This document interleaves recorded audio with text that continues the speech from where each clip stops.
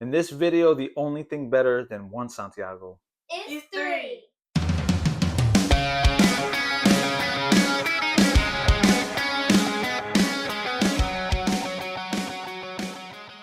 Hello, all you solo gamers. Obviously, I'm not by myself today. I'm joined by my twins, Gabriel.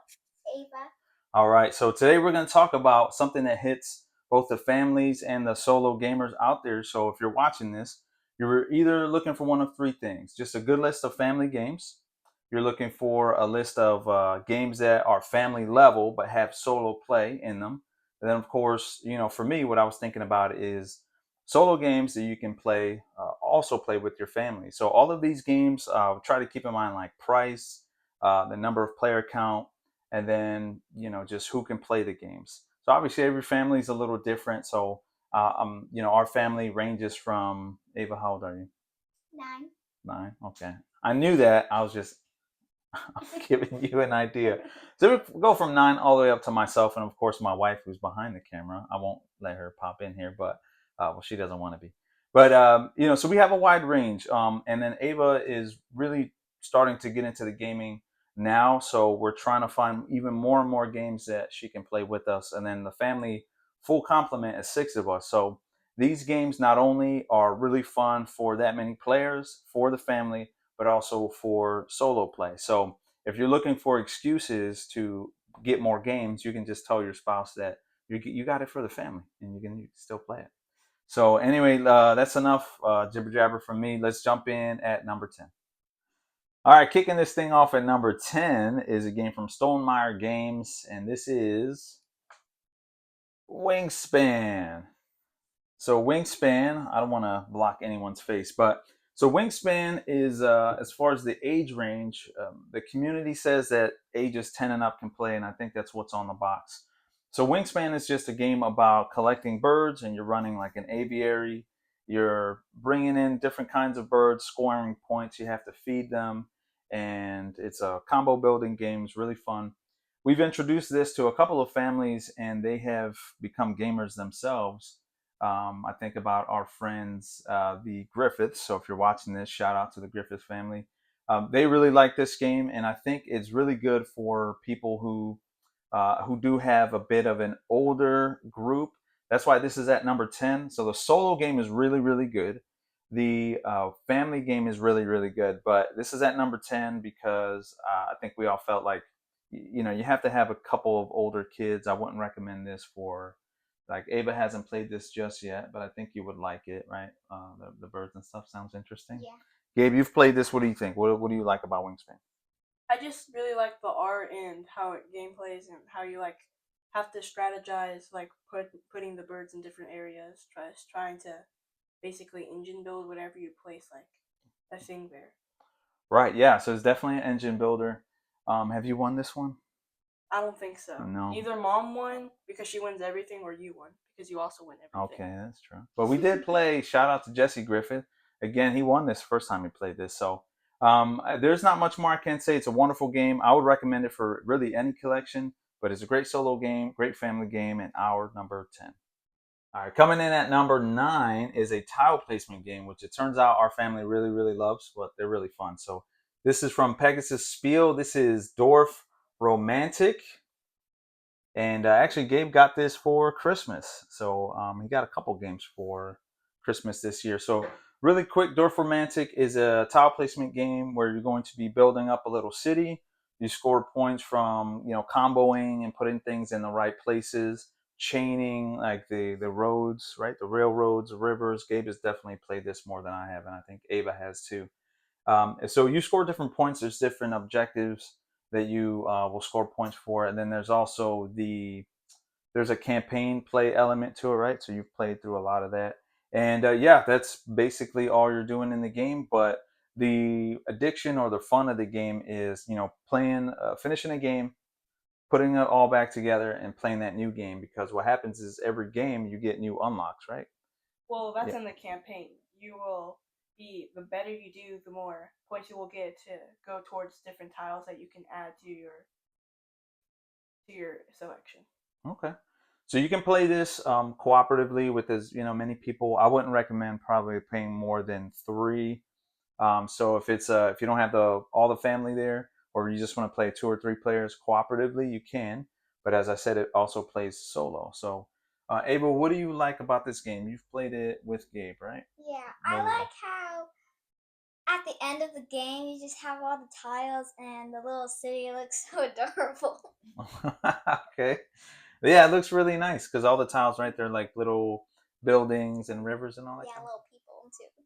Oh yeah, there's a lot of little Easter eggs on the different pieces and stuff like that. Yeah, it's really cool. What about you, Gabe? What do you really like about it? I just like how you have to try to place the rivers because the rivers can't be blocked at all. So you're trying to snake the river around to get more points, and same with the railroads, but you're trying to keep them away from most of the area.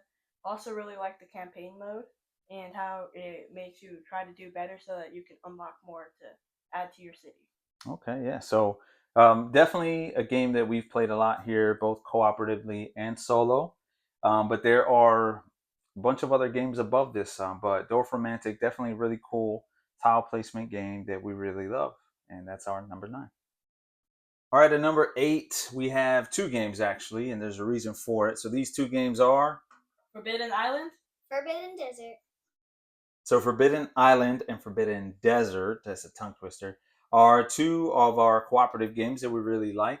So these games are games where you're going to be working together. So you're either going to win as a family or lose as a family, or if you're playing it solo, you're going to win or lose by yourself.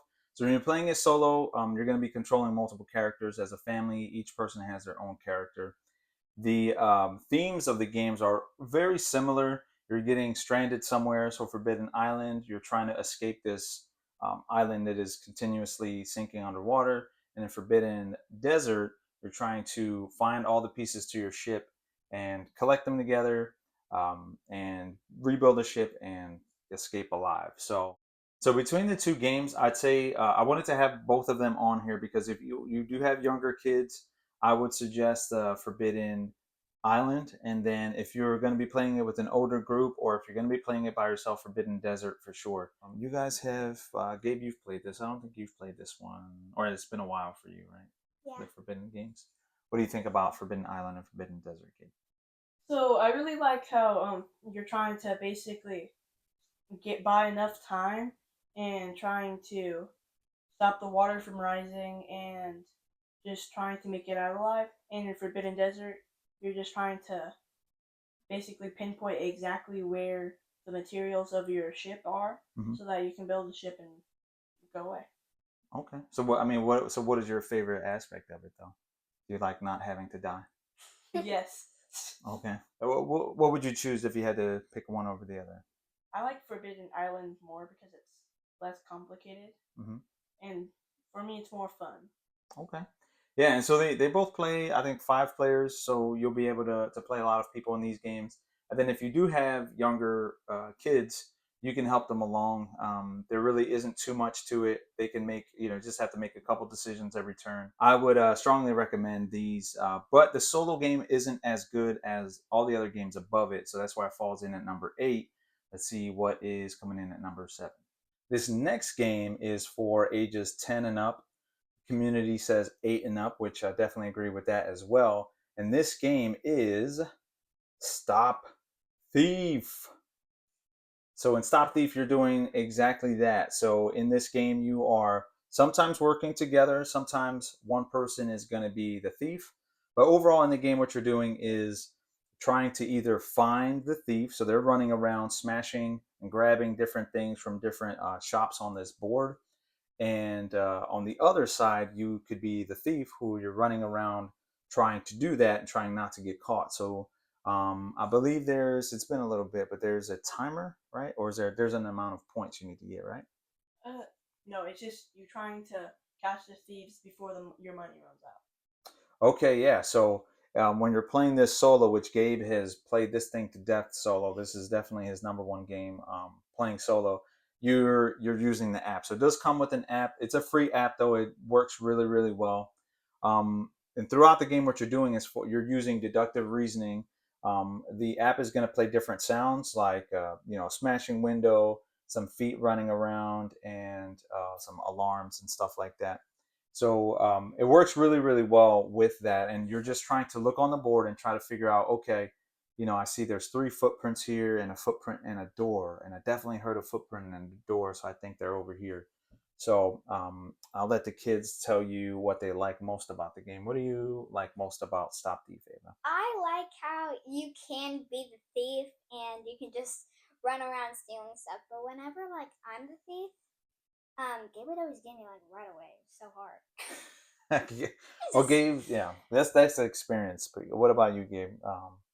With your millions of games of Stop Thief played, what's I your also favorite part? really like being the thief because you can literally just juke everyone, making everyone think you're in one building, but you're in the whole other building. And I really like the cooperative play because you're working as a team trying to catch a group of thieves. But the only thing I don't like about that is that the last one moves 2 times, which makes it double the amount of difficulty. Yeah, well, you want a challenge. You don't want it to be easy. And how do you feel? You've played, lots of games. Do you think you'll ever play it again? Because I feel like, or maybe it's because you've played it so much now, you won't play it anymore. Is that No, it's just because I like playing with other people, but everyone says I killed the game even though they haven't played it. okay? Anyway, so this one's really unique. It's pretty cheap as well, and this one plays. How many does it play on the box? 1 to 4, but it's One. actually 1 to 5 if you're playing as a thief because you can have 4 other detectives. Okay, good point. But there aren't very many games like this, so this jumped up for that very reason. And then, like we said, if you're going to play solo, there's an app so you can play as the I guess the hunters. What would they be called? The detectives, the spies, something like that. So, anything else? Did we miss anything? Nope. Stop Thief, a really good game coming in at number 7. Coming in at number 6, we go from stealing and thieving and hunting down the bad guy to taking on and embodying cute little critters in Everdell from Starling Games. Everdell says it says 10 and up on the box. This is another one where we've played with at least one other close family of ours. So shout out to the Russos, Danielle and Vin and the girls. They have definitely played this. This is probably their favorite game. So this one comes in at number 6. It's a very, very good solo game. It dropped a couple spots because it is for a little bit of the older kids. Like I said, I think 10 and up is a really good age range for this game. So it's got plenty of meat there for the family. And it's just enough where the kids can handle it. So you just have to take that into account. You know your kids better than anyone, of course. So in Everdell, what you're doing in this game is you're going to take on the role of different groups of animals. So you can be like the squirrels or the turtles or frogs, and you're trying to get different cards. You have drafting that you're doing, resource management. So you're building things out of twigs and berries, and I don't know how you do that, but somehow you do. And so you're building up your little town. You got different buildings and critters that you're building up. So it starts off really slow. You just have 2 workers, and you can only get a few things. But as the game goes on, you build up a really cool engine that, as by the 4th season, you're able to really do a lot, and you're at the end you'll be able to see this cool town with all the buildings and critters that you have. It's really beautiful. Ava, you wanted to say something about the? Yeah. Even though I never played it, it just looks so cute. So I think this one will get to the table very, very soon, if not just for that. So I'm sure I'll throw a couple pictures on here. But it is a beautiful game. From the art on the game to the components, the berries are these little squishy things. All the little pieces have the different shapes and stuff. So it's a really beautiful game on the table. I think the only frustration is with the cardboard tree, because that thing just comes apart, and it can be in the way if you're playing the game on the table. You'll see. I'm sure I'll show a picture as well. Gabe, you've played this one as well. What do you think about Everdell? What's your favorite part about it? I really like its worker placement and like how you get the different resources to build it. Like the berries and resin somehow builds an entire farm. Uh, Mm-hmm. I also like how when you place buildings, certain buildings will have certain people to go with the buildings, Yeah. and how if you place the building, you can for free place the critter on top of that.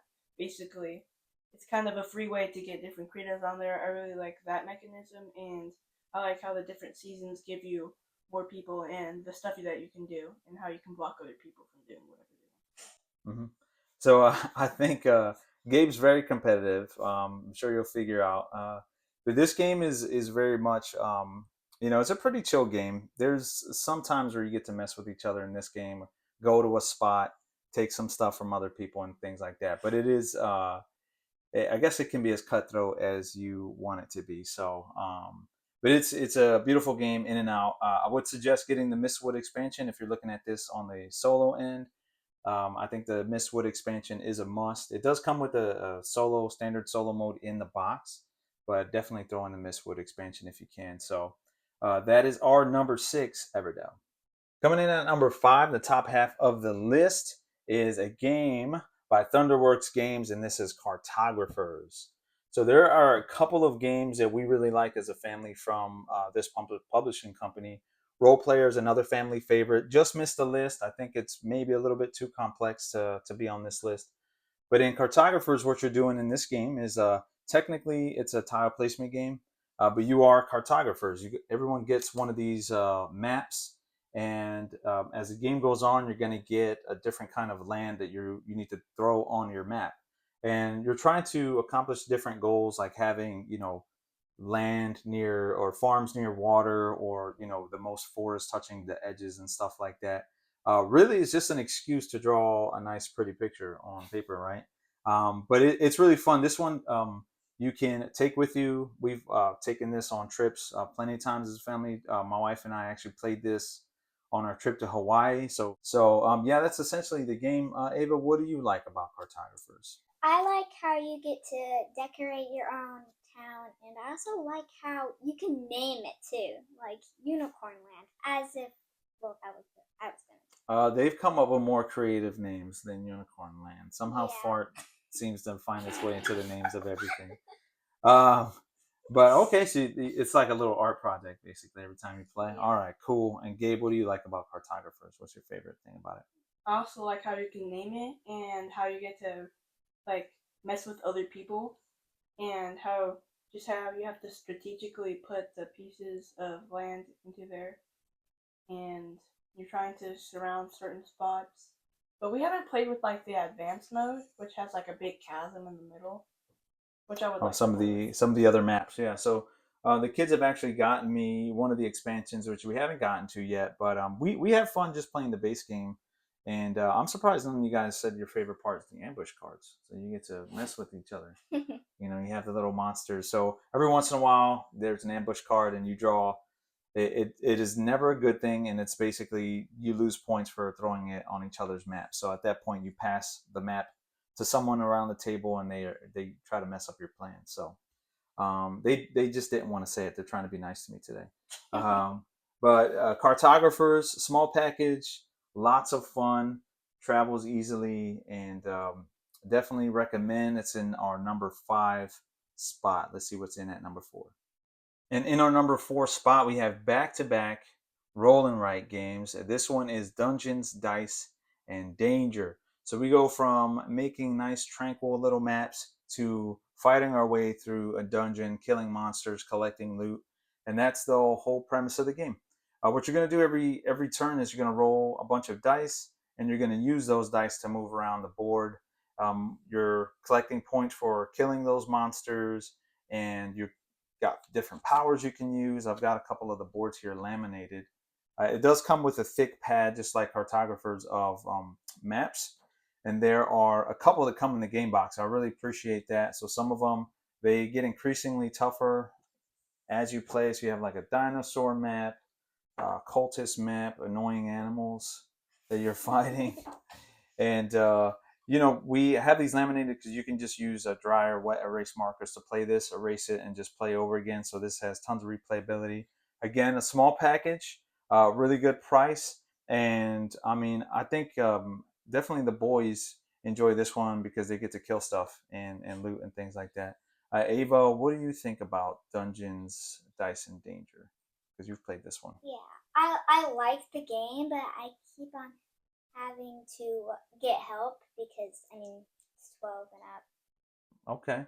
Yeah, so this one is 12 and up because there's you can get stuck trying to figure out exactly what you want to do.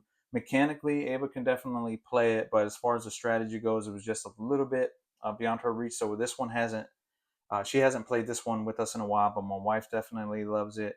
and it's a one where we usually have like dungeon ambiance in the background, things dying and stuff in the background as we play, Okay. or some Skyrim music. But it's really cool. So, Gabe, what do you like about DD&D? I really like how you have to roll. You can combine numbers, use different powers to try to fit into the board. And there's certain numbers that the monsters might have that you have to roll in order to damage them. And I just really like the game, just it in it of itself. Yeah. So it's a cool strategy puzzle. Even though there's dice in it, you might think there's a lot of luck, but there is some strategy to choosing where you want to go on the map. So essentially, you're rolling, working your way through the map on just different edges, depending on what you roll. So and then you have different powers you can use that will help you go through the dungeon. You have hit points, so it's pretty thematic for the game that it is, and it's relatively quick. I think we cracked this out in like 30 minutes or so, something like that.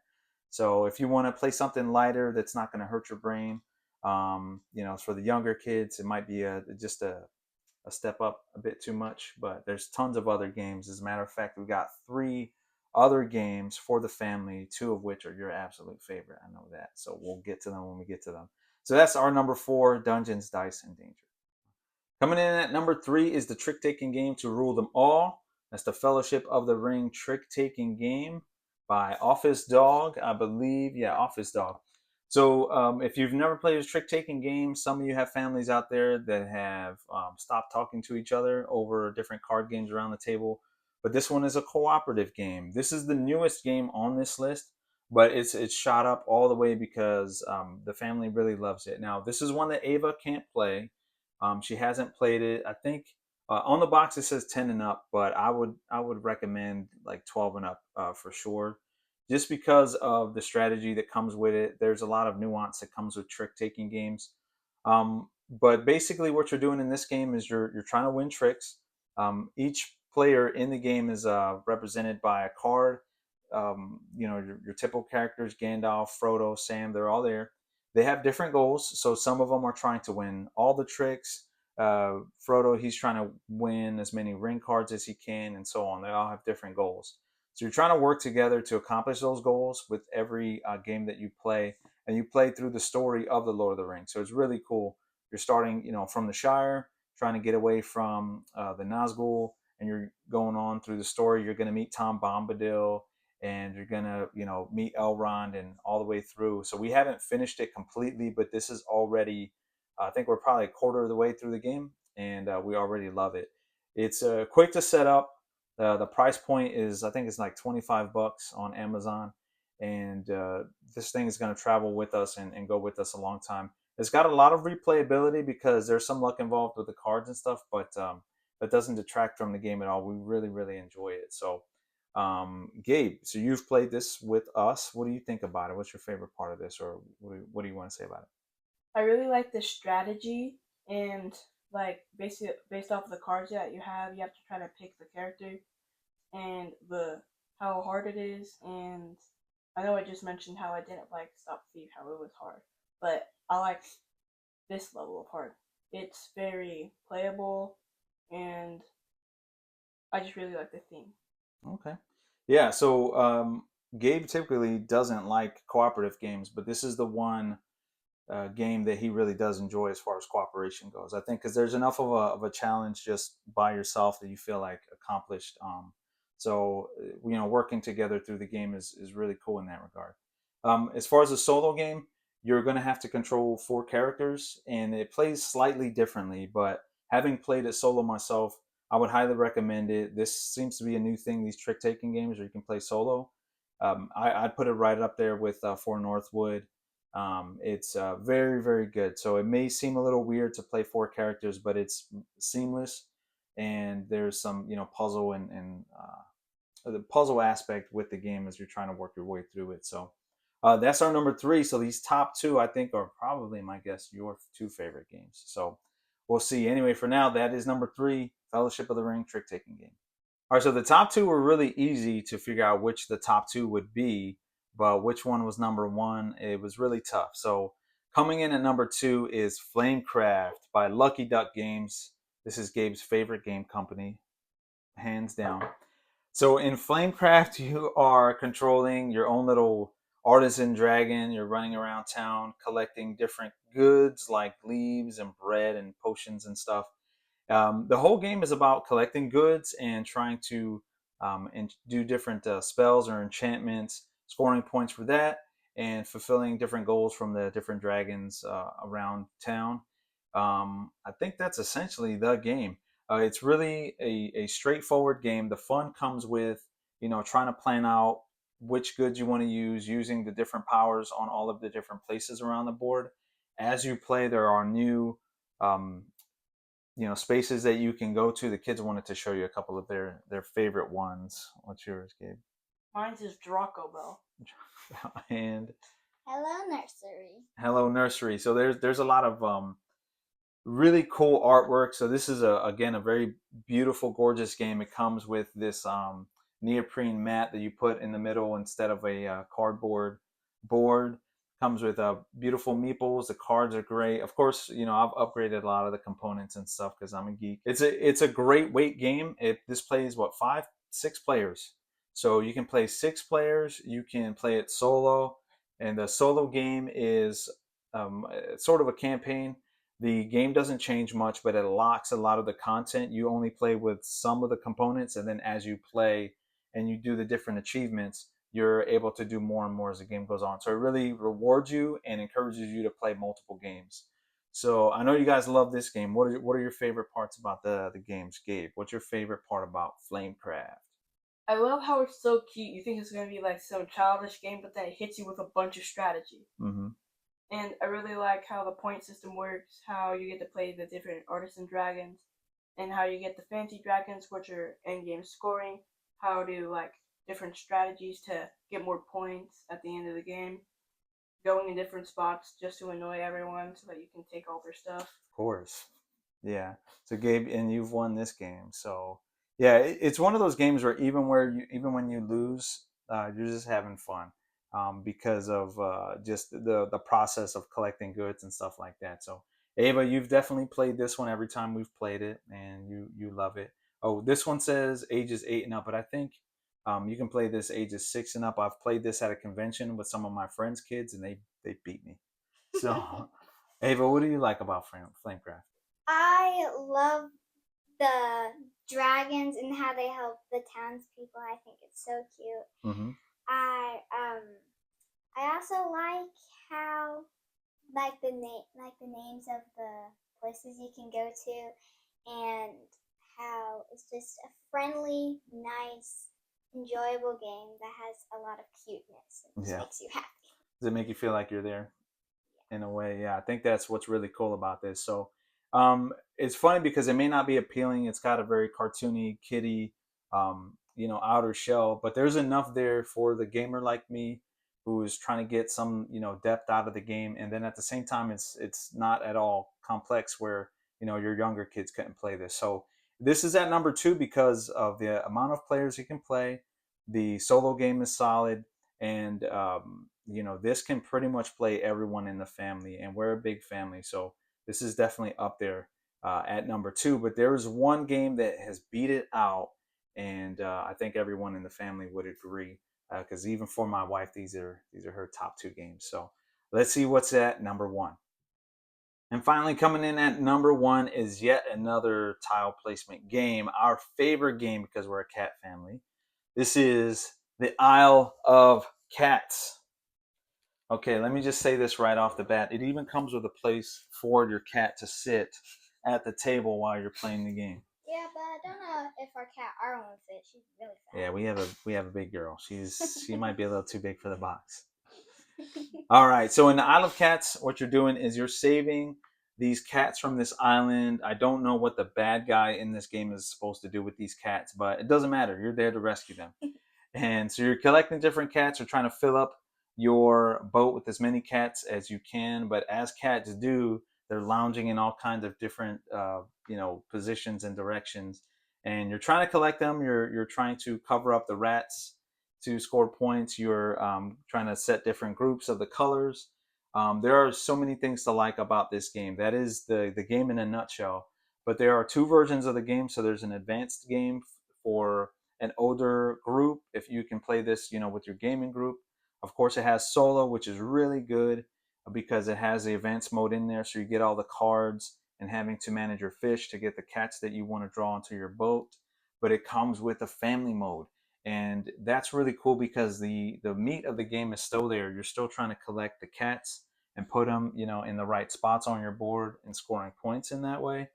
Um, if you get one of the expansions, this can play up to 6 players. So we've definitely played this, at the dinner table with everybody in their own boat collecting cats. So this hits every mark for us. And if there was one game to recommend, I mean, Flamecraft I would put right up there with the Isle of Cats, but this one is kind of the game of games. And what's wild is that this was a Kickstarter game. This is put out by City of Games. It's I think it's only about $40 or something like that, but it's beautiful and it's got thick cardboard. This thing's gonna last for a while. What comes in this box is pretty amazing. So, Gabe and Ava, what do you like about the Isle of Cats aside from all the cute little kitties? I Or is that what you like the most about it? probably. Yeah. Anyway, I like that you have to put the cats in a way to make no holes because So it's very puzzly. yeah. Well, your mom says it's like Tetris, but you don't know what Tetris is. Yeah. All of you people old like me will know what Tetris is. So you're puzzling them together. So and all the funny little cats in their different stretched out ways. Okay. So that's your favorite part about it. Yeah. All right, Gabe, what do you think? What's your favorite thing about Isle of Cats or things that you love about it?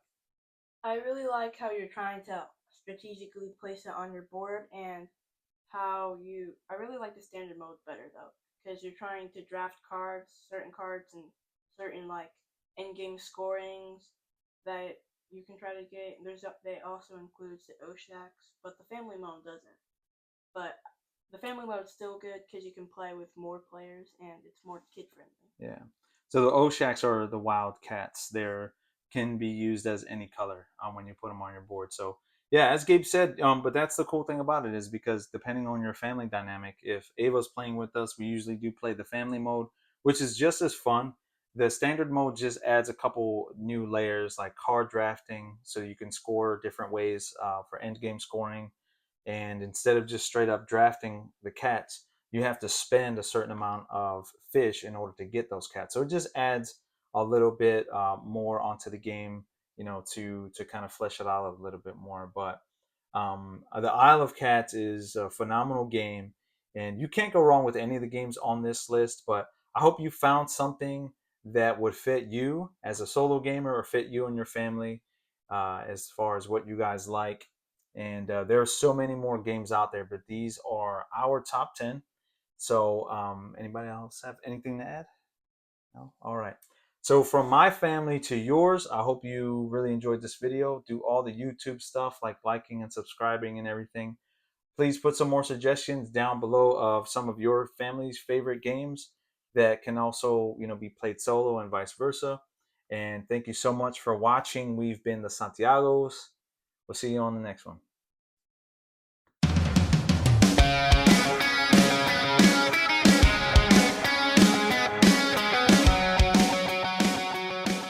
Forbidden Desert. I'm getting tongue twisted. Forbidden. All right.